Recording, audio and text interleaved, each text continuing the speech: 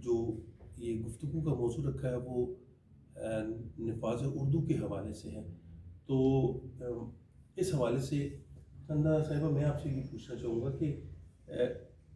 کافی عرصے سے یہ تحریک چل رہی ہے، احتجاج چل رہا ہے، بلکہ قیام پاکستان کے بعد سے یہ ہی ایک مطالبہ رہا ہے کہ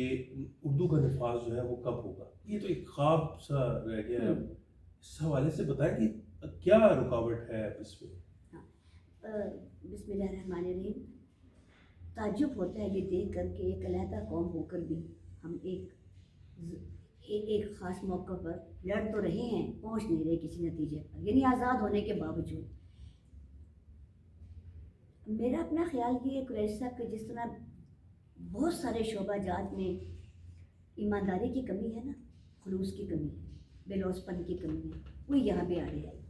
ایک خاص طبقہ پاکستان کی یہ بدقسمتی سمجھ میں ہے کہ ہمیشہ ہر دور میں ایک خاص طبقے نے، کسی ایک خاص نقطہ نظر رکھنے والوں نے حکومت کی، یا حکومت نہیں کی تو بااثر اتنے رہے کہ انہوں نے اپنے ارد گرد کے پورے ماحول کو اپنی خواہشات کے مطابق ڈالا.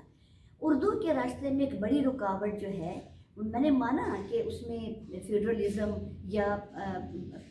اثر رسوخی یا جن کے بچے یا خود باہر پڑھتے رہے ہیں ان کو اردو سے رغبت نہیں اور انہیں بولنے میں دقت ہے، میں لیکن اس کے باوجود میرا کہنا یہ ہے کہ کسی بھی زندہ فرد قوم کی طرح، کسی بھی زندہ حکومت قوم کی طرح جو ہے اختیار ہوتا ہے، پاور ہوتی ہے، اتھارٹی ہوتی ہے سربراہان کو، پاورفل لوگوں کو جو حکومت کر رہے ہوتے ہیں، جو نظام چلا رہے ہوتے ہیں ریاستوں کے،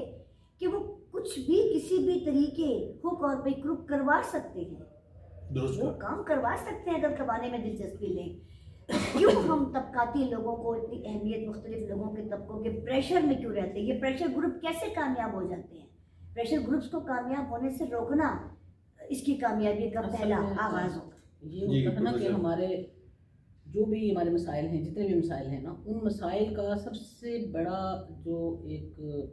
ایشو ہے وہ یہ ہے کہ اس کا کوئی سرا نظر نہیں آتا. مطلب کہ کس طرح سے، کہاں سے شروع کیا جائے اور کہاں پہ لے کے جایا جائے اور کیسے ختم کیا جائے.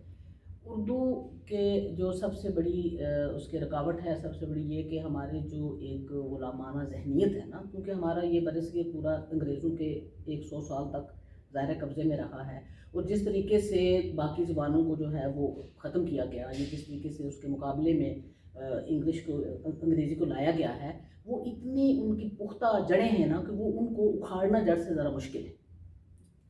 پھر اس کے بعد جو ہے کسی نے کوشش بھی نہیں کی، جو چند لوگ کوشش کرتے ہیں وہ بھی بے دلی سے بھی نہ اگر کریں، مخلصی سے بھی کریں، تو بہت سارے مخالفین بھی آگے آ جاتے ہیں. اب اس کے لیے طریقہ کار یہ ہونا چاہیے، کیونکہ آپ جڑ سے ایک دم اکھاڑ نہیں سکتے کسی چیز کو. تو میرا جو تھوڑا اپنا ذاتی وہ یہ ہے کہ چونکہ ہمارے پاس اس وقت اگر ہم کہیں کہ ایک دم بیک جو ہے جنبش قلم ہم اس کو ختم کر دیں اور ایک دم دوسری چیز لے آئیں، وہ بھی ہمارے لیے ممکن نہیں ہے. اس کے لیے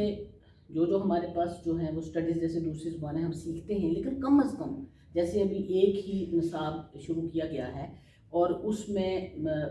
اردو، اسلامیات اور پاک اسٹڈیز جو ہے یہ تین، یہ معاشرتی علوم، کیونکہ یہ بڑی بیسک چیزیں ہیں جو کہ ہماری نظریات کو جو ہے وہ ایک درست یعنی سمت متعین کرنے میں یعنی کارآمد ہے. جہاں تک اسکلز ہیں، مثلا جیسے آپ انگریزی لینگویج کو اب سیکھیں کیونکہ آپ نے باہر جا کے دوسرے ملکوں میں بھی دوسروں کے ساتھ کمپیٹ کرنا ہے.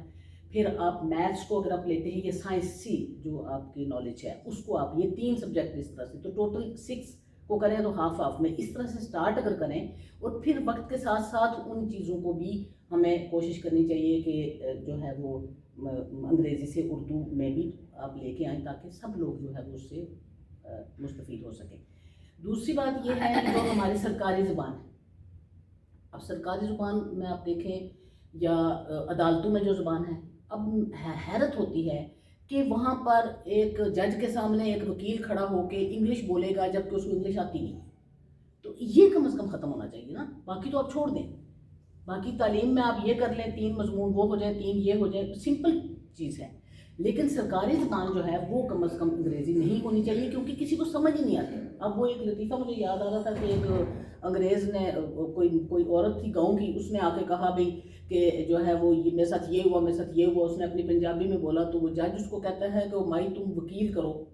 کہ میرے ساتھ، اس نے کہا کہ سمجھ تینوں نہیں آتی پہ وکیل میں جی کروں. میں کروں. تو بات یہ ہے نا کہ کم از کم ایک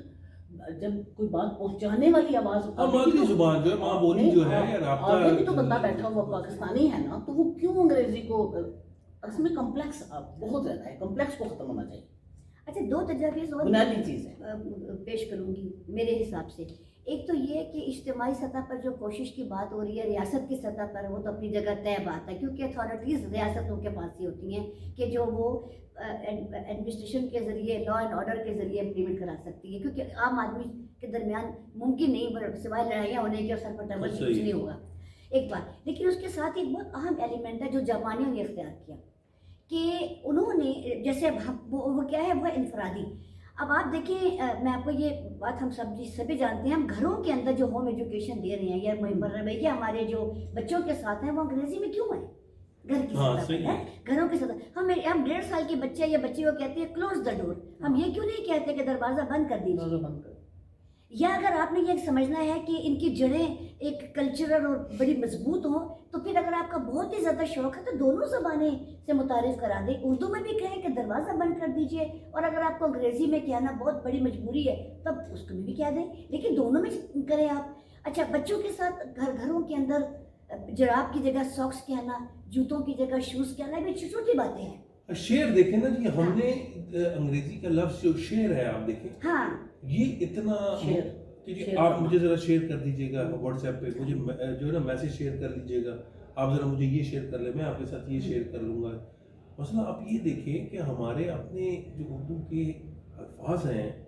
وہ جو ہے اس کو بھی ایک جو ہے